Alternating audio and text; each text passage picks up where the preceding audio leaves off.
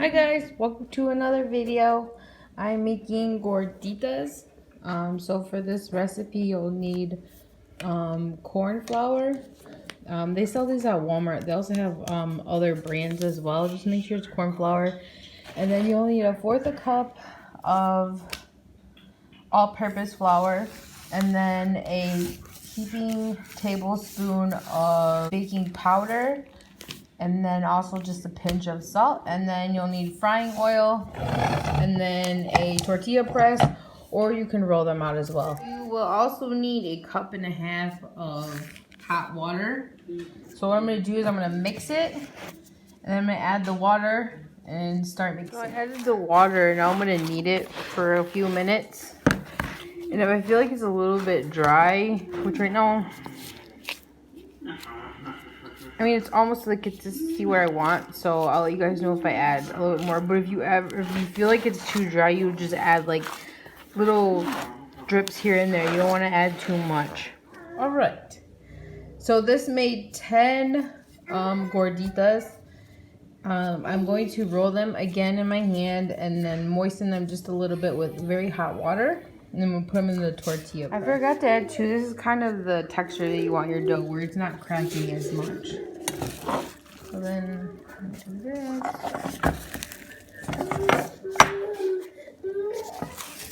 That thick.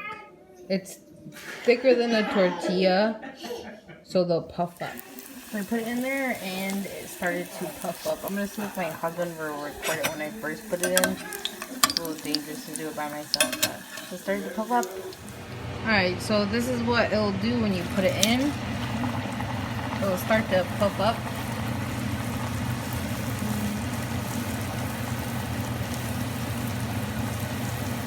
There it goes. And then you'll puff it up. It should only take maybe 20 seconds on one side, and then you'll turn it around to cook the other side.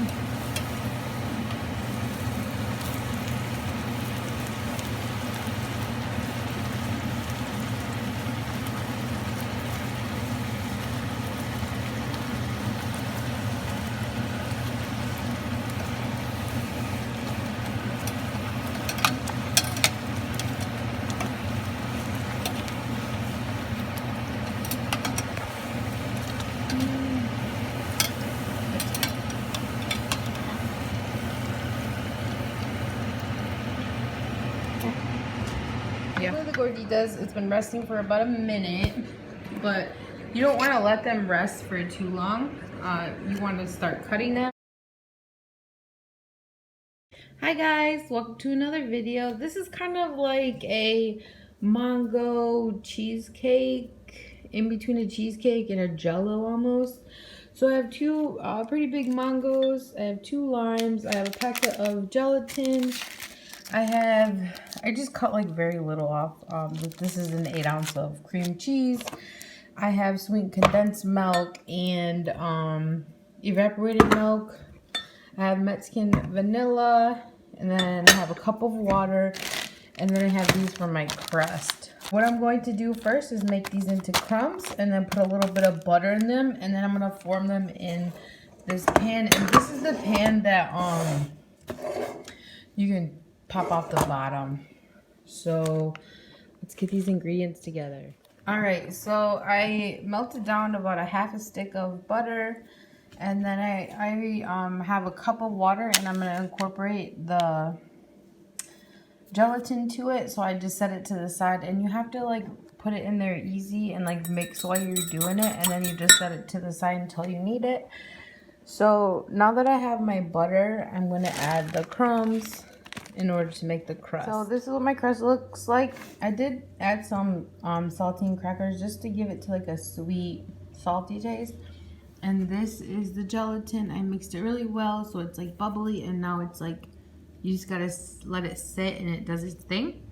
So now I'm gonna push down the crust really, really well. Then I'm gonna add all the ingredients to my blender. So to my blender, I added the sweet condensed milk, the evaporated milk, also the cream cheese, as well as the mango, and a splash of the Mexican vanilla. I think they actually sell this at Walmart as well. And then to the side I have my, where's my other lime? To the side I have my 2 limes and my gelatin. It still hasn't set yet. So now I'm going to liquefy this and then I'll get back to you. Oh, by the way, I also did, I forgot to add that I put the crust in the refrigerator so it's set up a little bit more. So now that my gelatin has set, you can see it's foggy and it's actually a little stiffer in the bottom. So what I'm going to do now is I'm going to warm it up in the microwave for about 15 seconds. I'm going to add my 2 limes and then I'm going to add this to the blender. So I added it to the blender, but I had to take out half of it because my blender's not that big. So now I put it in this bowl and I'm going to mix it. There you go. And I'm going to mix it by hand for a little bit and then I'm going to add it to my cheesecake pan. And I'll show you guys that. The pan after it's set. I did say it took me about 20 minutes to do all this, but this is after it's set. It's pretty compact. So now I'm going to add the mixture. Now it goes into the refrigerator. You should have it in there from anywhere from 4 to 6 hours, but I'm going to set it overnight and then I'll show you guys what it looks like in the morning. This is what it looks like in the inside. It's really, really creamy. It's just perfect and it's not that sweet. I mean, you probably assumed that it was sweet, but it's really not. It's really good. Don't forget to use my referral codes for Fetch and Ibotta, and like this video if you like it and consider subscribing. Thank you. See you in the next video.